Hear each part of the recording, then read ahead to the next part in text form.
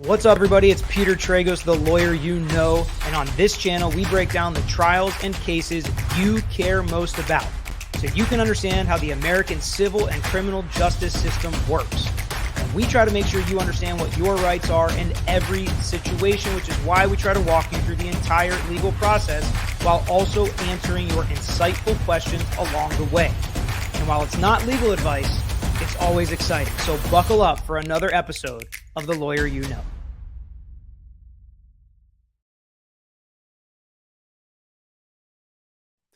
What's up, everybody, and welcome back. Monday morning, I'm recording this energized from a nice, relaxing weekend. A lot of time spent with family, a lot of fun was had, but a lot of stuff happened.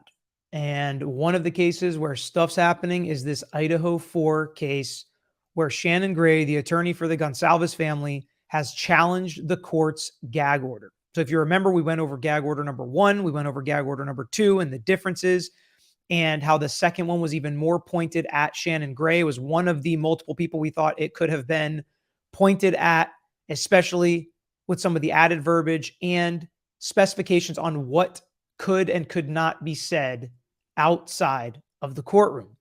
Well, Shannon Gray has challenged that, and I'll let you know whether or not I agree with him as we go through his appeal to the court together. But first, if you haven't already, subscribe to our channel if you're interested in this case, because we have been covering it pretty much from the jump. Before they had a defendant, before they made an arrest, during the investigation, we came on as soon as Shannon Gray came on, basically to explain how a lawyer affects the process. And this is yet another way he can affect the process positively and constructively while representing a victim's family, because without him, they probably would not know what to do. And they may be unfairly silenced, and they may have their rights trampled on if they did not have him to at least fight for them in this situation. So we're going to get to that. Hit the like button if you enjoy this content, if you learn from this content, if you add to this content, because I love to see your questions in the comment section so I can get to them, especially on these videos that are not live, because it's really important to make sure we understand people have different ways to look at this. We understand that people have different ways of reading this, different ways of seeing this. And you'll just see in this document itself how Shannon Gray may disagree with the judge. The judge may disagree with Shannon Gray. Shannon Gray calls the Idaho ethics board and talks to them about it. I haven't read through this in its entirety. I've seen bits and pieces of it. So we're going to read through it the first time from beginning to end together.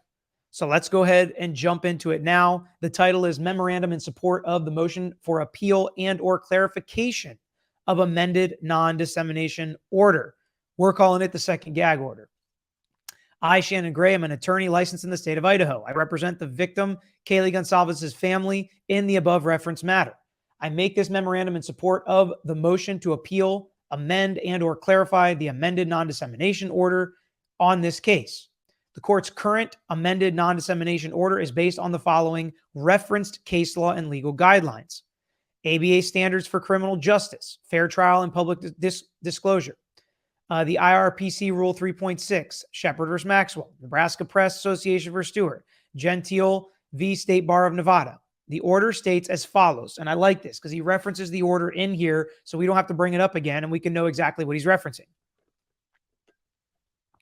Therefore, based upon the stipulation of the parties and with good cause, it is hereby ordered the attorneys for any interested party in this case, including prosecuting attorney, defense attorney, they were always in it, but the attorneys representing a witness, victim, or victim's family, as well as the parties to the above entitled action, including but not limited to investigators, law enforcement, agents, prosecuting attorney, defense attorney, prohibited from making extrajudicial statements, written or oral, concerning the case, except without additional comment, a quotation from or reference to the official public record of the case. So again, very clear what they wanted to add in to this amended gag order. This order specifically prohibits any statement which a reasonable person would expect to be disseminated by means of public communication that relates to the following. So this is when they specify kind of what you can and can't do and say and discuss. A, evidence regarding the occurrences of transactions involved in this case. B, the character, credibility, reputation, or criminal record of a party, victim, witness, or the identity of a witness or the expected testimony of a party, victim, or witness, which we have actually heard about the criminal record of some potential victims and potential witnesses. So if you remember back to some of the other videos we've done. Any opinion as to the merits of the case or the claims of defense of the party. We've definitely heard comments about the merits of the case. Any information a lawyer knows or reasonably should know is likely to be inadmissible as evidence in trial, and that would, if disclosed, create a substantial risk of prejudicing an impartial jury.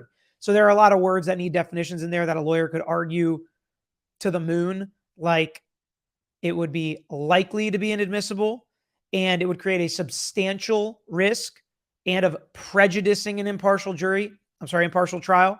So that one is a little too vague for me. Any information reasonably likely to interfere with a fair trial. And again, reasonably likely to interfere. They like to use these words so it can be as broad as possible so that people err on the side of not talking about the case. Afforded under the United States and Idaho Constitution, such as the existence or contents of any confession, admission, or statement given by the defendant, the possibility of a plea of guilt, or any opinion as to the defendant's guilt or innocence. It's further ordered that no individual, gosh, this mic is really tilting on me here. Let's try this. That no individual covered by this order shall avoid its prescriptions by actions directly or indirectly, but deliberately that result in violating this order. It is further ordered that this order and all provisions herein shall remain in full force and effect throughout the entirety of this case unless otherwise ordered by this court. Okay, so that's what it said. Now let's get some relevant facts in the background that we don't know about. We didn't know about a lot of this. I should say I didn't know. Some of you guys know tons that I don't know what's going on in these cases. On January 12, 2023, I participated in a Zoom call with the magistrate Judge Megan Marshall, in which several of the victims and witnesses' attorneys were present, as well as the Latah County Prosecutor's Office and counsel for the defendant. So this is him speaking, basically. It's almost like an affidavit. Shannon Gray saying, I'm a member of the bar. You can trust me. This is what happened. In that Zoom call, I informed Judge Marshall that my clients, the surviving family of the late Kaylee Gonsalves, are not parties to the case and therefore are not subject to the order. This was after the first gag order. The judge stated that she mistakenly believed that they were parties and were therefore subject to the order, and she instructed me to advise them. Advise them. Is that supposed to be a period there? There may have been more there. I'm not positive, but she was supposed to advise them. Okay. He was supposed to advise them. I think what the judge meant was advise them that I think they are subject to the order. That's what I believe this means, that the judge said, no, I thought they were parties, therefore advise them that this gag order applies to them as well, and you. What's interesting about that is we had a whole trial where a lot of people laughed, but it is very confusing in criminal cases, especially to a layperson. Not that this judge is a layperson, but who is and is not a party to the case. Are the victims a party to the case? Are the victims' families a party to the case? Most of you know now, after we watched the Darrell Brooks trial, correctly, the answer is no. The state, representing the people of the state of Idaho, and the defendant are the parties of the case. The victims are definitely interested parties and potential witnesses of the case, but they are not technically parties of the case. So Shannon Gray was correct. The judge even, it seems like, admitted that because she was mistaken thinking that they were parties, but had to have the attorney advise them. And then also she updates the gag order to make sure she includes them. So number 3, I also informed Judge Marshall that I did not believe that I was covered under the initial dissemination order, as well as informed her that after the original dissemination order came out, that I emailed the Latah County Prosecutor's Office for clarification and for the judge's email. They offered no clarification and refused to provide the Judge Marshall's email address. That's not great. I don't know why he didn't just email her JA. That stuff's usually public. And I don't know why they didn't give it to him. That's just very strange to me. They should be on the same team, right? Victims and prosecutors, they should be on the same team. So this is kind of showing us in the background a little bit that maybe there is some strife still. Maybe it's not bygones be bygones with how they talked about this investigation and how they still feel a certain type of way against the Gonsalves family for saying that maybe the investigation wasn't up to snuff, even though they've definitely come around and said they really appreciate it. They know they were hard on them. They're sorry. They were a grieving family, which anybody should understand, especially investigators, prosecutors, and law enforcement officers. But maybe there's still something going on there. Number 4, during the Zoom call, I informed Judge Marshall that I would be contacting the Idaho State Bar for clarification of her order as well. So why would he contact the Idaho State Bar? Well, he would want to know, if I do talk about this case, am I going to lose my bar license? Am I going to be reprimanded? Am I going to be sanctioned? Is this even appropriate? Since the amended order was issued on January 18, 2023, to include him, my clients and I have not made any statements to the media out of fear of being held in contempt to the court. Once they clarified and kind of pointed it in on them, they're like, okay, let's hold on a second. Neither I nor my clients, the Gonsalveses, have stipulated to the order upon receiving it. I emailed, informed the court, and requested that the order be changed as it did not accurately reflect an agreement by the parties. The court did not honor my request. So, one of the things that's very interesting is the court mentions in their gag order that this was agreed on by the parties. What they meant there was the state and the defense. It was not agreed on by the potential witnesses or victims. Now, does everything need to be agreed upon by them? No. But if you are going to limit their rights, a conversation should probably be had as to whether or not they consent. And if they don't consent, the judge probably needs to do a little bit more work on the findings and decisions in order that she's making to limit their constitutional rights. She does mention their constitutional rights, the First Amendment, the right of free speech. She mentions balancing that with having a fair trial. But he's saying, to be clear, we do not consent. At least the Gonsalves family does not consent. So if you consider them a party, you don't have all the parties consenting to this gag order. If you don't consider them a party, then they shouldn't even be a part of the gag order. So let's look at his argument in his memo of law. Properly constructed, the order does not apply to the victims' families in this matter. The only parties to the case are the people and the defendant. Accordingly, as a non-party citizen, the victims' surviving family members are free to speak to the public and the media under the First Amendment to the Constitution.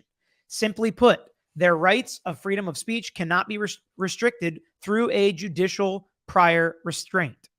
Gentile makes clear that only the rights of the attorneys who are actively engaged in litigating a pending matter can be restricted without satisfying the rigorous prior restraints standard set forth in Nebraska Press Association. And then this is what comes from that case. The speech of lawyers representing clients in pending cases may be regulated under a less demanding standard than that established for regulation of the press in Nebraska Press Association. Again, it's just like I can talk about this case, right? And he's saying he should be able to talk about the case too. And we're seeing in, this Murdaugh case, one of the victims' lawyers, a couple of the victims' lawyers are out there talking to everybody, letting everybody know what's going on, potentially affecting the case. I mean, they are literally going out, connecting dots, posting on social media, going on YouTube channels, going on TV, talking about how Murdaugh did this, how they have proof of it, how they know it, how all this points to that. And you know what a scumbag he is, basically. And they're in a similar situation here to Shannon Gray, who has really done none of that. He's been very fair and professional in every interview he's given that I've seen. As attorney for one of the victims' families, I am allowed to relay to the media any of the opinions, views, or statements of those family members regarding any part of the case, as they are allowed to speak about the case under the First Amendment. Let me go back real quick. No shade thrown at the Murdaugh defendants. There is no gag order in that place. There's no rule of sequestration that's been invoked. So that's allowed to happen. There's nothing wrong with that. And they have facts and evidence behind what they're saying, especially for their financial crimes that most of them represent these victims on. So more power to them if they can go zealously represent their client and hammer away at a dude they think is a horrible dude and they think did this. First Amendment. I'm just saying it's overbroad. Okay, you're probably picking up on the fact that I agree with Shannon Gray. I don't agree with the judge in this case. I think she overstepped. I think she's trampling on some of the victims' rights in this situation. I think they should be able to talk about the case. I don't think they should reveal anything, but I think they should be able to give their opinion, how they're feeling, how it looks to them. If something happens in court, how do you feel about this? How do you feel about the merits of it? Do you think this is good, bad, whatever? They should be able to comment on that. And Shannon Gray should be able to comment on that, in my opinion. This is different from offering up. So he's saying I should be able to give the victims' families statements and opinions. I am their mouthpiece. And this is different from offering up my own opinion regarding the facts and issues surrounding the case. It would place an undue burden on the victims' families if the attorney whom they have retained to represent their interests was prohibited from serving as their spokesperson to the media and other parties in transmitting the victims' families' thoughts and opinions. As attorney for the victims' family members who are not parties to this action, I too am allowed to comment on the case and other issues surrounding the investigation pursuant to IRPC 3.6. So he's saying you really should not be able to restrict or prohibit us from talking about this case. I am not an attorney of record involved in this case. And again, when he talked about attorney in active litigation, or here, an attorney of record, he's not on the service list. He's not seeing the sealed documents. He's not seeing the confidential documents. He's not seeing the objections or the emails going back and forth between the prosecution and the state. He is not on the service list. He is not attorney of record. So he is not in a position to really leak a ton of stuff. He is more in the position to comment on the case and represent the victim's interests in the case. I have played no part in the investigation, prosecution, or defense of this case, differentiating himself from the Pennsylvania public defender. Neither the state nor the defense has shared any information regarding the case, and therefore the only governing rule for public comment regarding this case would be IRPC 3.6. Additionally, in the Gentile case, the court upheld ABA Rule 3.6 and 3.8 as they applied to attorneys who are representing a party to the case, but held that wording of those rules was unconstitutionally vague. IRPC 3.6 is similar in wording to ABA Rules 3.6 and 3.8, and therefore is vague in its application to attorneys who are representing a party to this case, and even more vague to attorneys like I, who are not representing any party to the case. I wonder if this rule, I think we read it before, but we can read it again together. The order is facially overbroad and vague on its face, and it precludes all comments or opinions other than reciting matters of public record, even if there is no possibility, much less substantial probability. Remember that language. I said any lawyer could argue, what does substantial probability? Your, tomato, tomato, your substantial probability could be my no possibility. Of prejudicing the tribunal, and also remains in effect even after the jury has been seated and admonished to avoid all press coverage regarding the case. As such, the order is unconstitutionally overbroad. The point of a non-dissemination order is to protect the rights of the parties in the case, and especially in criminal cases, an attempt to preserve a fair and impartial jury pool. Once the jury has been selected, the non-dissemination order becomes moot and therefore would not be allowed to be in full force and effect for the entirety of the case. So that was just kind of a add-on there. He's like, not only is it wrong now, but you say the entirety of the case. Once a jury's seated, there's absolutely nothing that it's protecting. No prejudice is it protecting at that point because we've seated a jury. Therefore, I request that the court forthwith amend and or clarify the amended non-dissemination order regarding the issues addressed above, and I request a hearing on the matter. So he wants a hearing to discuss how this just is not fair. All right, I've pulled up the ABA rule, which they say it's like, let's just do that since we're talking last minute here. Let's pull up the ABA rule 3.6. And we'll just read it together to give us some reference here as to whether or not it is unconstitutionally vague. Comment: it is difficult to strike a balance between protecting the right to a fair trial and safeguarding the right of free expression. Preserving the right to a fair trial necessarily entails some curtailment of the information that may be disseminated about a party prior to a trial, particularly where the trial by jury is involved.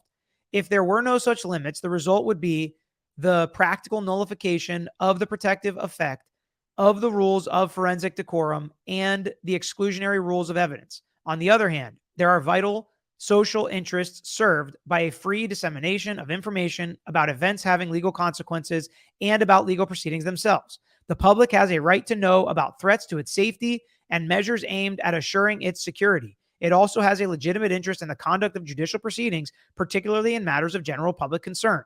Furthermore, the subject matter of legal proceedings is often of direct significance in debate and deliberation over questions of public policy.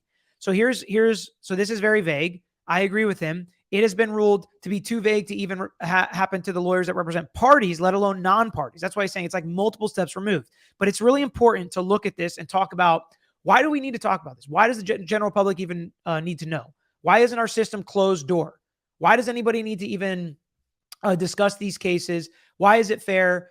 People are just trying to make news out of it, or trying to get clicks out of it, or trying to make money off of these stories, right? And that's a legitimate concern and a legitimate thing we need to talk about. However, if you look at this, where it says the public has a right to know and a legitimate interest in the conduct of judicial proceedings, how do we make sure we have a fair court? And if we don't, how do we make that change? We've already seen how social media, public interest, and public comments and statements can make real change when we see issues with law enforcement, with prosecutors, with defense attorneys, with judges. There are major issues in all of those groupings of people and systems in place that are problematic. I mean, they've made shows about judges getting kickbacks to private prison facilities for sending people to extra years of prison. We've seen defense attorneys doing shady things. We've seen prosecutors doing shady things on YouTube while watching a trial gavel to gavel. So we see these issues together. We're able to point them out. We're able to make change as the public, whether it be by voting, whether it be by public protest, or just public involvement, like Gabby Petito, where the public got involved, pushed it forward. Even this Idaho 4 case, continuing to push law enforcement to continue investigation that we as the public didn't know if it was going to go cold. The public had a hand in that. There's been cases solved on TikTok. There's been other issues with that. And I realize there are major issues with some of the public involvement in these cases. But it's our country, and it's a government for the people, by the people. And so the public policy and public concern of these judicial proceedings and the people that get paid and the processes that get paid with our tax dollars is very important to be open for us to see, for us to comment on, for us to discuss together if there are issues. And people make their own decisions, just like people make their own votes, regardless of who the louder voice is on social media or the louder voice is on TV. Every individual person can try to help make the change that they see necessary. But how do we know if change is necessary if we never are able to watch this process together? That's why the open court system is so important and one of the foundational points of a free country. And so that's why I think it's really important to not trample on these rights, to allow the victims' families to comment. Now, I think you can limit what they can say, and I think that you can reprimand them if they say something improperly. They should not leak evidence they know is going to be inadmissible, and that's why I think it's even better for them to have a mouthpiece of a lawyer to let them know that. We've already seen how the interviews got better with the Gonsalves family once they hired Shannon Gray than before. A little bit less pushing the line. And I think a lawyer can really help with that. And we discussed how a lawyer would advise a victim in those situations in other videos. So I think it's really important. I think Shannon Gray is doing this the right way, because he could also just spout off and test the judge. Go ahead, try me. And then we'll figure this out once you hold me in contempt and have all these extra judicial proceedings. But he's trying to do the right thing. They haven't said much of anything at all since the gag orders came out, and he's trying to follow the proper judicial procedures here. So I give him respect for that. Let me know what you think about this. Let me know who you think is right.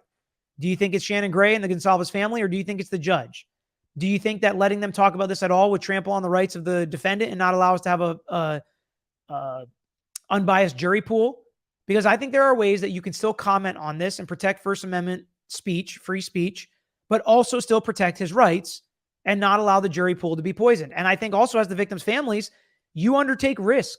If you go too hard and you poison a jury pool, it's even more likely he's going to get a change of venue and maybe a better venue for him. So you don't want to do that if you're the victim's family. You don't want to create appellate issues. You don't want to create venue issues.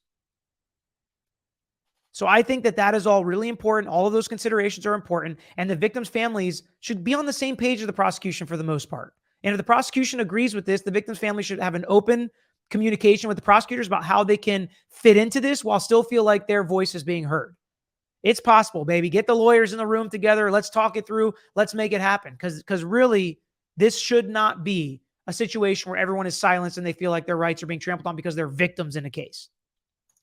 Hopefully you guys enjoyed it. If you did, hit that like button and make sure you subscribe on the way out so you can hit that reminder bell And be reminded anytime we do a video on this topic or some other topic that you are interested in. Thanks for being with me today, and I'll talk to most of you tonight. Until then, I'm out of here.